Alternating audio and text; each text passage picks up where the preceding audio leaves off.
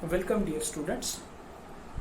अब तक हमने सीपीएम देखा, सीपीएम को एनालाइज किया, सीपीएम कैसे डील करते हैं, सीपीएम के साथ कैसा हम कैलकुलेट कर सकते हैं। तो अब ये बेस बन गया हमारे लिए। अब सीपीएम का बेस लेके हम project evaluation and review technique देखेंगे। प्रोजेक्ट इवैल्यूएशन मतलब मैं किस वे से प्रोजेक्ट को कंप्लीट कर सकता हूँ और उसमें कौन कौन सी चीज़ें कम कर सकता हूँ या किस वे से प्रोजेक्ट का कंप्लीशन टाइम कम कर सकता हूँ। ये हमारा मेन मोटिव रहेगा इस सिस्टम में, इस टेक्निक में। तो अब ये मेन मोटिव हम कैसा डील करेंगे, कैसा उसको देखेंगे। तो बच्चों ध्यान से देखना, आपके सामने कुछ न कुछ दिया होगा। प्रॉब्लम के तौर पर ही बात करूँ मैं, प्रॉब्लम से ही देखूँ तो एक्टिविटीज़ दी हुई है, नॉर्मल टाइम दिया हुआ है, नॉर्मल कॉस्ट दी हुई है, क्रैश टाइम दिया हुआ है, क्रैश कॉस्ट दी हुई है। अब ज़रा बच्चों ध्यान से देखो, ये क्रैश टाइम और क्रैश कॉस्ट क्या है। एक्सप्लेन करूँगा, ध्यान से सुनना। गाड़ी देखी होगी तो गाड़ी में एक हरा इंडिकेटर, आपके स्पीडोमीटर होता है। स्पीडोमीटर में दो कलर होते हैं, एक हरा होता है, एक लाल होता है। हरा मतलब इकोनॉमी जोन और लाल मतलब नॉन इकोनॉमी जोन। यानी जब भी आप गाड़ी चला रहे हो, अगर आप इकोनॉमी जोन में गाड़ी चला रहे हो बच्चों, तो मैक्सिमम एवरेज मिलता है, प्रॉब्लम भी आता नहीं है, एट्सेट्रा एट्सेट्रा एट्सेट्रा। और जब आप हरे इसमें गाड़ी चलाते हो तो वक्त तो कम लगता है लेकिन पेट्रोल ज़्यादा लगता है। बात समझ में आ रही है मेरी?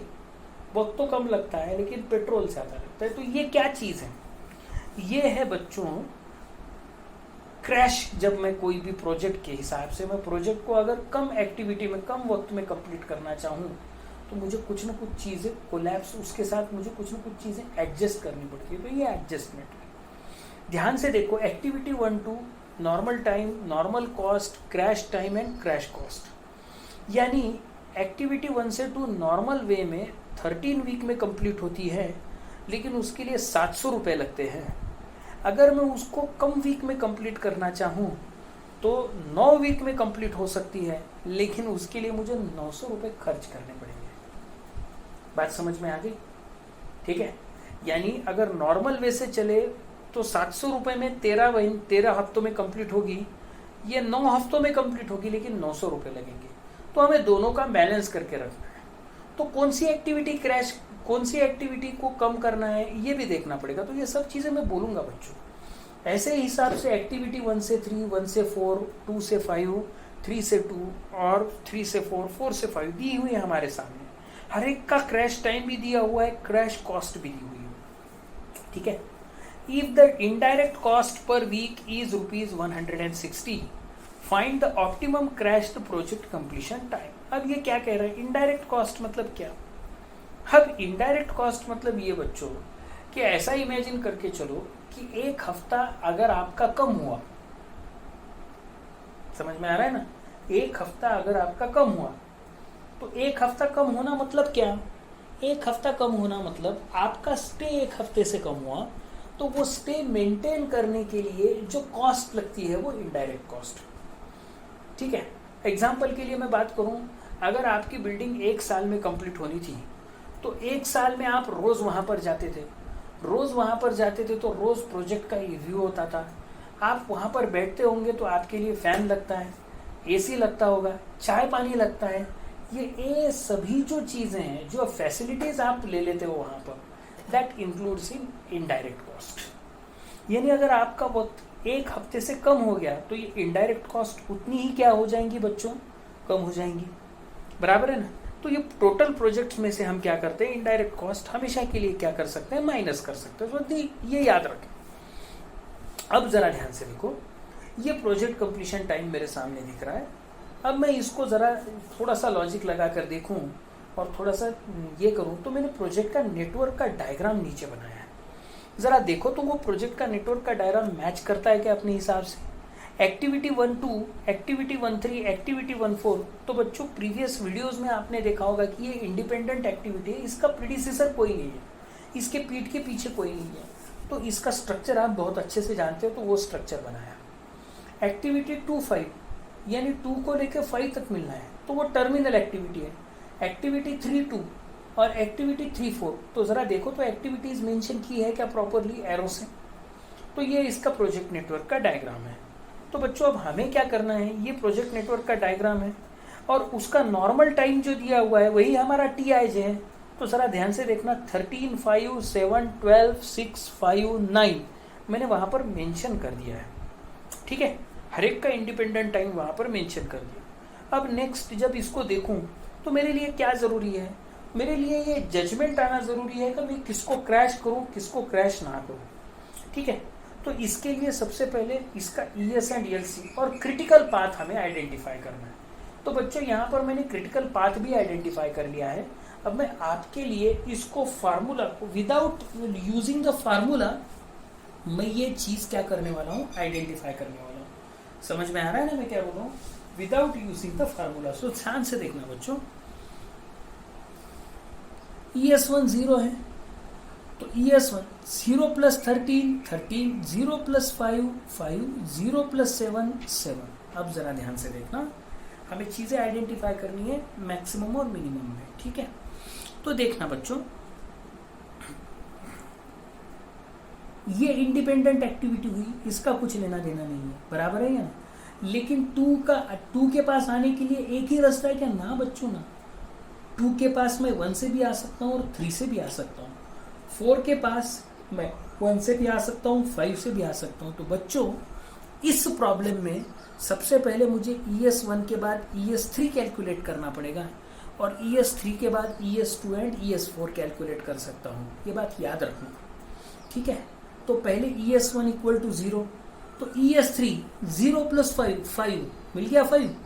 अब देखना 0 + 5 5, अब 5, अब ES2 निकालूंगा तो 2 के पास आने के रास्ते कौन से? 1 से और 3 से।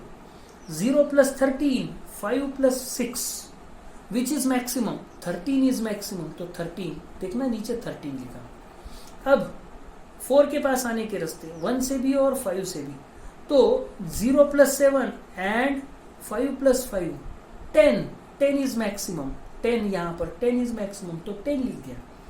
अब मेरे पास क्या बन गया? 0 5 13 10। मैं ऊपर को देख नहीं रहा हूँ, ELC को देख नहीं रहा हूँ। अब देखना 5 के पास पहुंचने के रास्ते कौन कौन से? 2 से और 4 से। तो 13 + 12 और 10 + 9 which is maximum? 13 + 12 is maximum 25, तो 25 सिलेक्ट कर लिया। अब ये 25 ELC। अब 25 - 12 एंड 25 - 9, 25 - 12 13, 25 - 9 16। यहाँ पर 13 लिखा, यहाँ पर 16 लिखा, डन। अब देखो, अब मुझे कैलकुलेट करना है 3 को पूछ रहा हूँ तेरा J कौन है? 3 को पूछ रहा हूँ तेरा J कौन है? J है इसका 2 और 4, तो 13 - 6 और 16 - 5, 13 - 6 16 - 5, मिनिमम सिलेक्ट करना है 7। 13 - 6 इज 7, मिनिमम यानी 7 हो गया। अब मैं इसको पूछ रहा हूँ तेरा J को, मैं 3 हो गया। अब मैं 1 को पूछ रहा हूँ तेरा J कौन है? अब इसका J है 2 3 एंड 4, तो ध्यान से देखना बच्चों, 13 - 13 7 - 5 16 - 7, which one is minimum? 13 - 13 is minimum. So my dear students, जो रास्ता बन गया वो 13 और 12 यानी 1 से लेके 2, 2 से लेके 5। Critical path is 1 2 2 5। इतना क्लियर हो गया? देखो क्रिटिकल पाथ है, जरा ध्यान से देखना। द प्रोजेक्ट कंप्लीशन इटरेशन 1, ये नॉर्मल इटरेशन है, इसको बाद में और डिटेल में देखना पड़ेगा, ठीक है। The project completion time is 25 weeks. आपने ELC एंड ES का कैलकुलेशन देख लिया तो वो 25 वीक्स हो गए। The normal cost of the project, अगर नॉर्मल कॉस्ट देखूं तो मुझे पूरी क्रिटिकल एक्टिविटी की कॉस्ट अगर कैलकुलेट करूं, मैं सभी की कॉस्ट करूं, नॉर्मल कॉस्ट मतलब मुझे बच्चों क्रिटिकल एक्टिविटी होने वाली है तो उसकी कॉस्ट कैलकुलेट करूं तो वो तो मेरा बचपना होगा ना। रीज़न ये क्योंकि मेरा प्रोजेक्ट ये सभी एक्टिविटी से बना है ना बच्चों, तो मुझे इन सभी की एक्टिविटी की एडिशन करनी पड़ेगी नॉर्मल कॉस्ट में। तो मेरा टोटल नॉर्मल कॉस्ट आया 5900 रुपीज़ में सपोज कंसीडर कर लीजिए। इनडायरेक्ट कॉस्ट कितनी है बच्चों? इनडायरेक्ट कॉस्ट मतलब 25 हफ्तों तक अगर प्रोजेक्ट चलेगा तो पूरा प्रोजेक्ट का कॉस्ट होगा 25 हफ्ते मल्टीप्लाइड बाय 160, बढ़ेगा ना, मुझे असेंबली करना पड़ेगा सब चीज़ें, तो वो मैंने कैलकुलेट करना पड़ेगा। तो 160 मल्टीप्लाइड बाय 25 कितना आया? 4000। सो ओरिजिनल कॉस्ट इज 5900 और अगर मैं इसको कंसीडर करूं तो ये 9900 आ गया। अंडरस्टूड? ये क्या आ गया? 9900। दोनों की एडिशन करनी पड़ेगी बच्चों। यानी अब मुझे अगर कैलकुलेट करना है तो मेरे लिए बेस वैल्यू बन गई 9900। यानी अगर मुझे प्रोजेक्ट कम करना है, कम वक्त में करना है, तो वो कम वक्त में कैसा करना है बच्चों? मुझे मेरा पैसा भी बढ़ाना नहीं है, समझे ना? यानी मुझे 9900 से ज्यादा पैसा नहीं लगाना है, उसको बचाते हुए ही प्रोजेक्ट कम करना है, समझे? यानी इस पैसे से कम पैसे में और वक्त भी कम लगना चाहिए, दोनों में हो जाए, तभी मैं ये प्रोजेक्ट कंप्लीशन टाइम वक्त में कंप्लीट यानी प्रॉपर वे से कंप्लीट कर पाऊँ, ऐसा मैं कह सकता हूँ। ठीक है, तो उसके लिए मुझे क्रिटिकल पाथ को एनालाइज करना पड़ेगा, लेकिन उसके लिए बच्चों स्लोप निकालना पड़ता है। तो पहले हम स्लोप का टेबल देखेंगे और फिर बाद में हम उसकी क्रिटिकल एक्टिविटी कंसीडर करेंगे हर एक की। तो सबसे पहले माय डियर स्टूडेंट्स, ये स्लोप का टेबल देखो आपके सामने है। सो सी केयरफुली, क्या कहता है स्लोप का टेबल? हर एक एक्टिविटी का फॉर्मूला जो दिया हुआ था वो स्लोप का फॉर्मूला है CC minus CN TN minus TC। अब ये CC माइनस CN 900 में से 700, TN माइनस TC 13 माइनस 9। अब ये फॉर्मूला देखोगे तो ये स्लोप का टेबल बन गया मेरे पास। इसको जरा ध्यान से कैलकुलेट करना बच्चों, मैंने प्री कैलकुलेट करके रख दिया है आपके लिए। ठीक है, अब ध्यान से देखना, ये मेरा प्रोजेक्ट है, ये मेरा क्रिटिकल पाथ है। So I am going to consider the critical path table. कौन कौन सी एक्टिविटी है? 1 2 2 5, 1 2 एंड 2 5। उसकी क्रैश लिमिट क्या है बच्चों? क्रैश लिमिट का फॉर्मूला मैंने एक बार लिख दिया है, आगे बार बार नहीं लिखूंगा। TN minus TC 13 minus 9। 4 week तक ये कम हो सकता है। हाँ, समझ में आ रहा है ना? यानी ये प्रोजेक्ट में एक्टिविटी 1 2 4 वीक तक कम हो सकती है, और एक्टिविटी 2 5 12 माइनस 11 1 वीक तक कम हो सकती है। तो कौन सी सिलेक्ट करें? तो उसका स्लोप देखो बच्चों 50, जो कम स्लोप वाली है ना उसको सिलेक्ट करना है हमेशा के लिए। So we are going to select the activity that is 1 and 2 for crashing by 1 week. हम स्टेप बाय स्टेप करेंगे बच्चों। वैसे देखा जाए तो हम 1 2 जंप भी ले सकते हैं इसको, लेकिन उसमें मजा नहीं है, तो हम स्टेप बाय स्टेप जाएंगे इसको। ठीक है, भले वक्त लगे लेकिन हम स्टेप बाय स्टेप सीखेंगे, सो दैट आपको अच्छे से समझ में आ जाए। तो 1 से 2 हम समझ लेंगे। 1 से 2 एक एक्टिविटी ले ली और उस एक्टिविटी को हमने क्रैश करना सिलेक्ट कर लिया। 1 वीक से क्रैश करना है, तो वो एक्टिविटी 1 वीक से क्रैश करने के बाद कितना स्लोप बनेगा? 50 का स्लोप बनेगा। चलो इसको मैं थोड़ी देर के लिए यहाँ पर रखता हूँ बच्चों। अब यहाँ पर देखो, ठीक है, अब उसको क्रैश करना, तो आपको पता है कि ये प्रोजेक्ट नेटवर्क यहाँ पर देखो पहले, सो दैट आप समझ पाओ। पहले 13 था, अब मैंने उसको 12 कर दिया, 1 वीक से कम कर दिया। पहले 13 था बच्चों, अब मैंने उसको 12 कर दिया, 1 वीक से कम कर दिया। तो उसके हिसाब से पूरे कैलकुलेशंस रीशफल हो गए, LC एंड ES के, वो कैलकुलेशंस भी कर लिए। कैलकुलेशंस करने के बाद फिर से क्रिटिकल पाथ क्या मिला? वही मिला 1 2 एंड 5। लेकिन अब इटरेशन 2 में देखो क्या है, the total cost of project. अब टोटल कॉस्ट ऑफ प्रोजेक्ट मतलब क्या? Previous cost of project, increase in the direct cost, decrease in the indirect cost. देखना ध्यान से, total cost of project 9900, increase in the direct cost. बच्चों ये increase in the direct cost मतलब दूसरा तीसरा कुछ नहीं, आपका स्लोप है। तो कितने से बढ़ा वो बढ़ा देखो 50 से बढ़ा, लेकिन 1 वीक कम होने से कारण 160 रुपीज कम हो गए। चाय पानी बच गया, दूध बच गया, इलेक्ट्रिसिटी बच गई, पेपर्स बच गए, अगर उसका मूवमेंट बच गया, इधर उधर घूमना बच गया, पेट्रोल से वहां तक जाना बच गया, यानी 160 रुपए बच गए। यानी 1 वीक से प्रोजेक्ट कम हुआ, तो ध्यान से देखना, वो एक्टिविटी अगर मैं रिड्यूस कर पाया 1 से लेके 2, तो मेरा प्रोजेक्ट का नई कॉस्ट 9700 है। बच्चों पहले की कॉस्ट थी 9900, नई कॉस्ट 9700। यानी 1 हफ्ता कम में भी प्रोजेक्ट हो रहा है और पैसे भी बच रहे हैं। मैं फायदे में हूं, मैं चलूंगा, मैं इसके साथ जाऊंगा। अंडरस्टूड? अब इसके साथ जाने के बाद लेकिन फिर से मेरा नया एक्टिविटी क्रिटिकल पाथ वही है, तो मैं फिर से कैलकुलेट करता हूं कि और एक बार 1 वीक से कम कर सकता हूं क्या। फिर से वो एक्टिविटीज लिखी, फिर से। अब पहले 13 था बच्चों, ध्यान से देखोगे तो पता चलेगा, पहले मैंने 13 माइनस 9 लिखा था, अब मैं क्या कर रहा हूं 12 माइनस 9 लिख रहा हूं। क्यों 12 माइनस 9 लिख रहा हूँ बच्चों? ये 9 तक ही क्रैश हो सकता है। पहले 13 था, अब 12 है, तो 12 माइनस 9 1 से कम हो गया। तो 12 माइनस 9 3, स्लोप 85, इसका भी स्लोप 65। अब फिर से हम वही एक्टिविटी सिलेक्ट कर रहे हैं क्योंकि 50 वाली स्लोप दी है, एक बार कम कर सकते हैं हम उसको। यानी हमारा सवाल है कि क्या मैं उसको एक बार कम कर सकता हूँ क्या? तो हाँ, मैं बिल्कुल कम कर सकता हूँ उसको। और देख रहे हैं हम कम करने के बाद क्या हुआ। सो ध्यान से देखना, यहाँ पर कम करने के बाद वो 12 से हटके 11 पर आ गई, और वो 11 पर आने के बाद टोटल कंप्लीशन टाइम जो 24 वीक्स था अब 23 वीक्स बन गया। उसके हिसाब से एलसी एंड ईएस चेंज हो गए।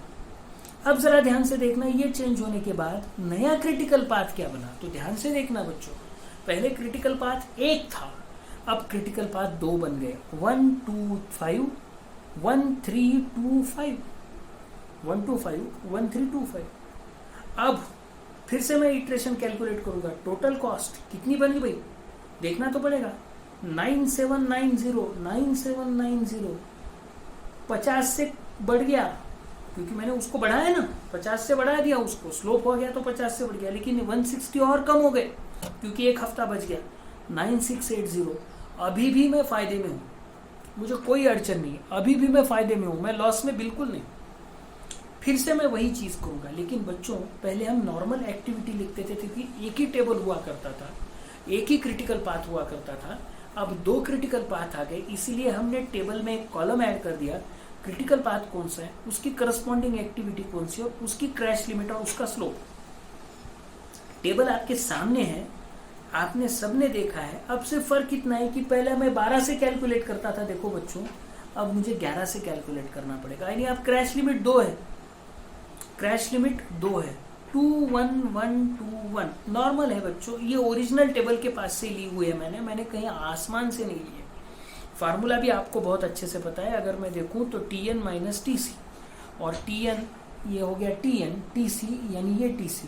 13 माइनस 9 5 माइनस 4 7 माइनस 2, इस वे से, ठीक है। तो इस वे से हम ये कर सकते हैं, वरना आप एक काम कर सकते हैं, उसके हिसाब से क्रैश लिमिट भी आप रिफाइन करके लग सकते हैं। तो that is not a big deal. चल अब मैं आगे बढ़ रहा हूँ, ध्यान से देखोगे तो पता चलेगा कि ये पूरा फॉर्मुलेशन आ गया, पूरा स्ट्रक्चर आ गया। अब कौन सा स्लोप है, अब मैं फिर से इसको क्रैश कर सकता हूँ इसी एक्टिविटी को। तो मैं 1 से 2 को और एक बार कम करने के लिए ट्राई करूंगा, देखते हैं कम हो सकता है या नहीं हो सकता है।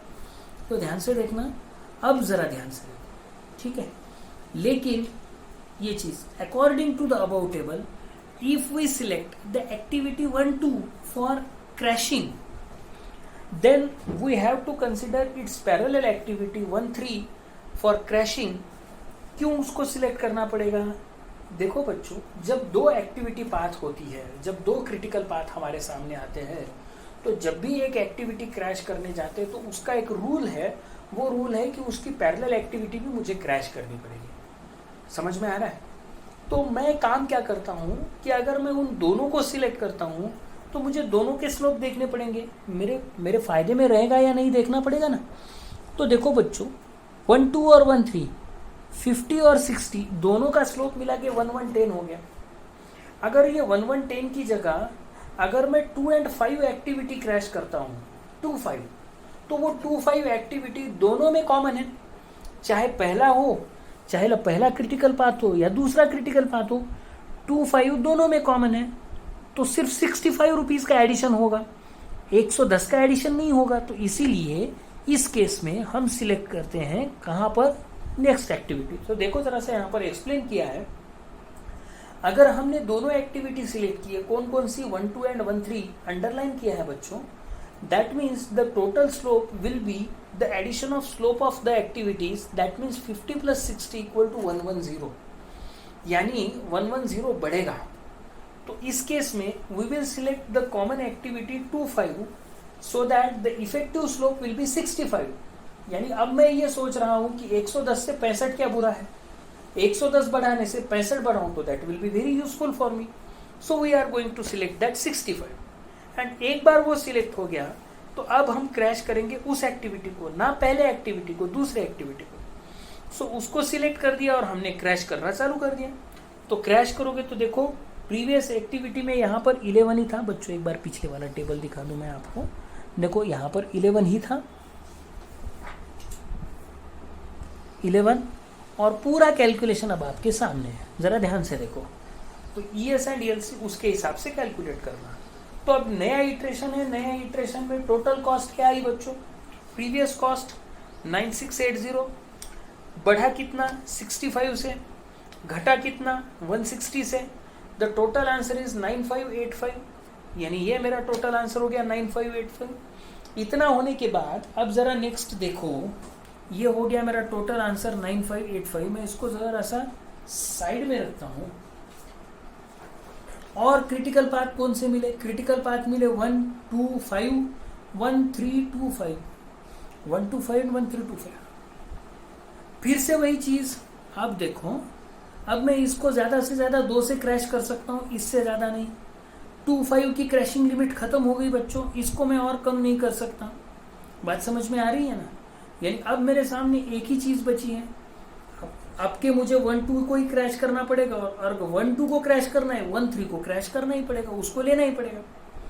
यानी 1-2 और 1-3। अब 1-2 और 1-3 आ गया तो फिर उसको टोटल एंड से कर लिया। तो देखो जरा ध्यान से क्या हो गया, क्रैश तो कर दिया मैंने 10 11।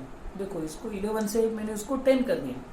ES एंड ELC पूरा आ गया, 21 आ गया वीक्स, 21 वीक्स फाइनल। अब जरा देखो, प्रीवियस कॉस्ट थी 9585, 60 प्लस 50 प्लस 60 माइनस 160, 9535 नई कॉस्ट मिली। 9535 मिलने के बाद मैंने क्या कर दिया, फिर से उसके पूरे प्रोजेक्ट बना दिया, 132 वगैरह पूरा इसका 16 बना दिया। अब ये बनाने के बाद क्रैशिंग करने के लिए कुछ बचा क्या? नया इसमें से 1, ये भी क्रैश नहीं हो सकती, ये भी खत्म और ये भी खत्म, फिनिश। यानी अब मुझे एक ही चीज है, मैं इसको ही क्रैश करूं, ठीक है। अब इसने 1-3 पैरेलल एक्टिविटी क्रैश होगी। ये 1-3 पैरेलल एक्टिविटी मतलब बच्चों, ये पैरेलल एक्टिविटी ये भी है और ये भी है। अब ये अगर क्रैशिंग लिमिट इसकी खत्म हो गई हो तो मुझे ना चाहते हुए भी मुझे 3 and 2 के पास जाना पड़ेगा। तो according to the critical path, if we are going to select the one activity 1-2 for crashing, then we have to select its parallel activity 3-2 for crashing। समझ में आ गया? तो अब मैंने उसको भी सिलेक्ट कर लिया, और सिलेक्ट करने के बाद जरा ध्यान से देखना, ये 5 की जगह 4 जैसा पहले से था, लेकिन 6 की जगह 5 बन गया, क्योंकि अब तक इसको हाथ नहीं लगाया था, क्योंकि अब तक इसका बर्डन कौन बियर कर रहा था? 1-3 बियर कर रहा था। अब 1-3 की कैपेसिटी खत्म हो गई, 1-3 ने कह दिया कि मेरे हाथ से नहीं हो सकता, मैं आगे तुझे भेज रहा हूं तो 3-2 के पास। तो अब मैंने 3-2 सिलेक्ट कर लिया, और 3-2 को कैंसिल करने के बाद, उसको 1 से रिड्यूस करने के बाद, देखो बच्चों मैंने टोटल कॉस्ट निकाली। So what is the total cost? The total cost is 9535, 50 plus 115, क्योंकि इसका स्लोप 115 था बच्चों, 50 प्लस 115 माइनस 160, 9540। सो अब जरा ध्यान से देखो क्या मिला। The total cost from iteration 5, कहा गया इटरेशन 5? ये देखो इटरेशन 5 नजर के सामने, 9535। And the total cost from iteration 6, कहा गया इटरेशन 6? पीछे, 9540, 9540। Hence the cost of iteration 5 is final, and the table from iteration 4 is final for project completion time। यानी बच्चों ये कम है, ये कम है तो यही फाइनल है, इसके पास नहीं जा रहा हूं मैं यहीं पर खुद को फाइनल रखूंगा। यानी इटरेशन 5 तक मैं खुद को फाइनल रखूंगा। दैट मीन्स मैं इटरेशन 5 पे आता हूं बच्चों। इटरेशन 5 पर आता हूं मतलब ये मेरे लिए फाइनल है, ये मेरे लिए फाइनल है। इसका मतलब इसका बेस मतलब ये मेरे लिए नेटवर्क फाइनल है, और ये नेटवर्क फाइनल है। तो ये नेटवर्क कितने वीक में कंप्लीट हो गया? 21 वीक्स में कंप्लीट हो गया। तो इसीलिए बच्चों the project completion time is 21 weeks and the project cost is 9535। So this is called as project evaluation and review technique. इसी वे से इसको 1 by 1 कैलकुलेट करना है बच्चों। आपका प्रॉब्लम गलत होने के चांसेस कम और 101% रिजल्ट। तो इसको ज़रा ध्यान से देखो। ये प्रॉब्लम अगर थियोरेटिकल सवाल में पूछा जाएगा तो 14 मार्क के लिए आता है, एक ही प्रॉब्लम आता है, तो अल्टरनेटिव वाला प्रॉब्लम रहता है। आप जो चाहे इसको सॉल्व कर सकते हो। बड़ा आसान प्रॉब्लम होता है, नेटवर्क बड़ा आसान होता है, नेटवर्क कॉम्प्लिकेटेड नहीं होता, आसान नेटवर्क को कम करना है। सो यहाँ पर हम रुकते हैं। Thank you, thanks a lot.